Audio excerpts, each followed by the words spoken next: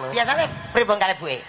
Biasa mawon. Bu, aku ya mung Bu. Berarti ibu ngene nggih. Bu. Mampet dadak. Lho nek aku yo turut apa kaya wong Timur Tengah to. Umi no, Umi karo Abi. Wah, ke Arab-Araban. Karap-arapan Oke, kulhu ora apal kok ke Arab-Araban. omonganmu sing Sing penak lho. bener Mas. nggih Pak En Kok sing bener Pak Minto piye to? Ketika punya anak kecil, Ah. pasti mimi yang namanya ASI eksklusif. Mergo bapak menika kan ibu manggile. Ah. ASI ini kok air susu ibu. Nah, Air iki. susu ibu Mimi disingkat ASI.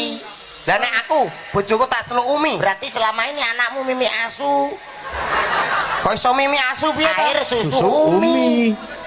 Mana lho blak goblok. Ya ngah-cengah. Lah nek nyeluk mbok misale. Nyeluk ya asem berarti. Apa kuwi? Air susu embok. Oh iya. Apa iku ya? Lho, Nek iya, mbok iya. tak atik lho. Realita. Lah nek nyeluk nyuwun sewu, nek nyeluk bojone mamah papa. Aja. Lho kok iso aja piye to? Itu malah loro. Loro piye? Asma. Kene lho tak kayak asma. Air susu mama. Ngono sing bener ya Sik, aku. iki sing